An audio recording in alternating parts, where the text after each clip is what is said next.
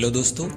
बिहार में NDA alliance सरकार बना चुका है और नीतीश कुमार एक बार फिर प्रदेश के सीएम बन चुके हैं। लेकिन लोग सवाल उठा रहे हैं कि सरकार की ये जो जीत है वो सरकार ने इलेक्शन से पहले तुरंत जो 10-10 हज़ार रुपए महिलाओं के खाते में भेजे थे ये उसी का नतीजा है। आपने कुछ रील्स भी ऐसी वायरल होती हुई देखी होंगी जिसमें लोग ये बताते हुए दिख रहे हैं कि उनके खाते में 10-10 हज़ार रुपए आए थे और इसीलिए उन्होंने पार्टी को वोट किया।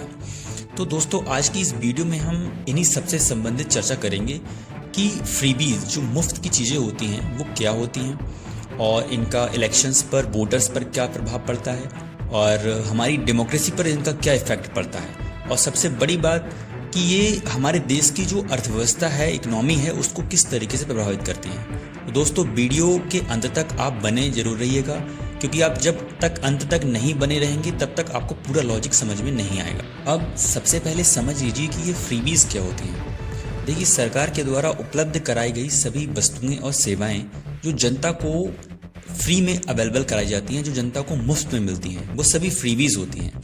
जैसे बिजली है, पानी है, गैस सब्सिडी है और किसानों की कर्ज माफी है, ये सभी फ्री ऑफ कॉस्ट होती हैं, इसलिए इनको फ्रीबीज कहते हैं। अब देखिए, भारत में पिछले 30-40 सालों से जो है फ्रीबीज सरकारें देती आई हैं। ऐसा नहीं है कि ये जो फ्रीबीज देने का मुद्दा है वो नया है, बस पहले ये छोटे स्केल पर होता था, आज इसका स्केल जो है वो बहुत बड़ा हो चुका है। अब समझते हैं कि फ्रीबीज का इकोनॉमी पर क्या इम्पैक्ट पड़ता है। देखिए, सरकार जब फ्री में पैसा या फिर कोई ऐसी वस्तुएं जो उपलब्ध कराती है लोगों को, तो वो सरकार के जो राजकोषीय तनाव है, यानी कि जो फिजिकल स्थिति है सरकार की, उस पर बहुत बड़ा इम्पैक्ट डालता है।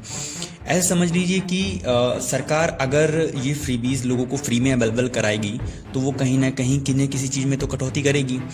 अब वो सरकार जो है जो इंफ्रास्ट्रक्चर की योजनाएं हैं उनमें कटौती करके लोगों को पैसा देगी।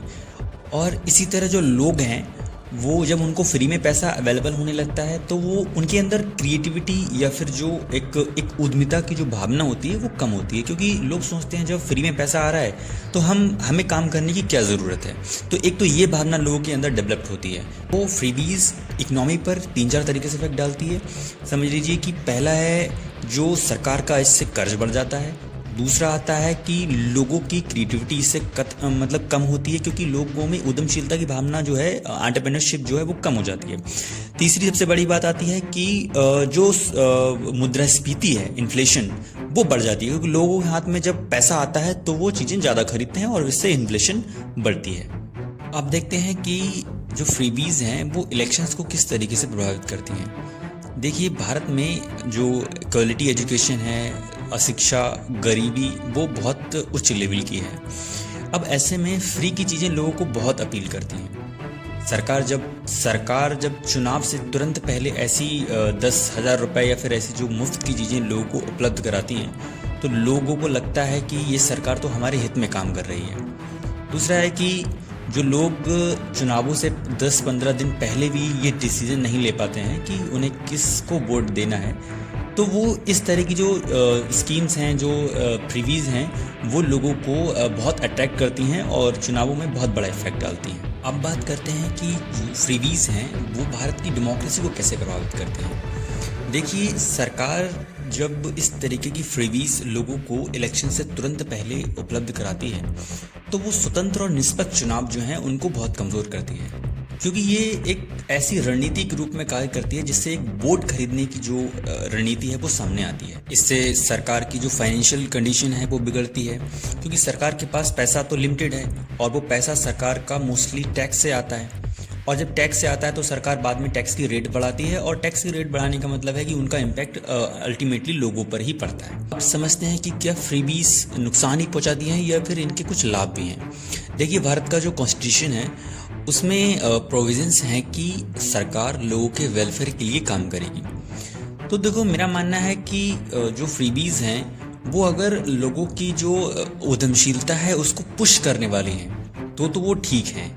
मतलब अगर सरकार लोगों में एक एडिशनल एक सहायता देती है जो लोगों के विकास में सहायता करता है या फिर लोगों को आगे बढ़ने में सहायता करता है, तो वो फ्रीबीज तो ठीक है।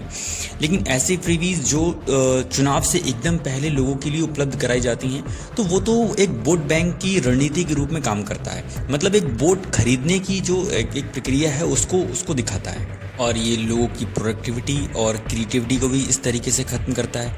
अंत में देखिए, फ्रीबीज ना तो पूरी तरह ठीक हैं और ना ही पूरी तरह सही हैं।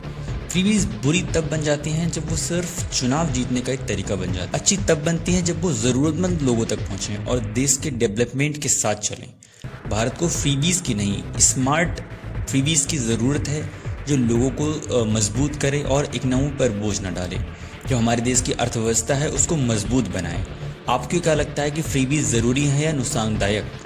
कमेंट में ज़रूर बताएं। और आपको ये बात अगर हमारी अच्छी लगे तो लाइक कीजिए, शेयर कीजिए और हमारे चैनल को सब्सक्राइब कीजिए। Thank you.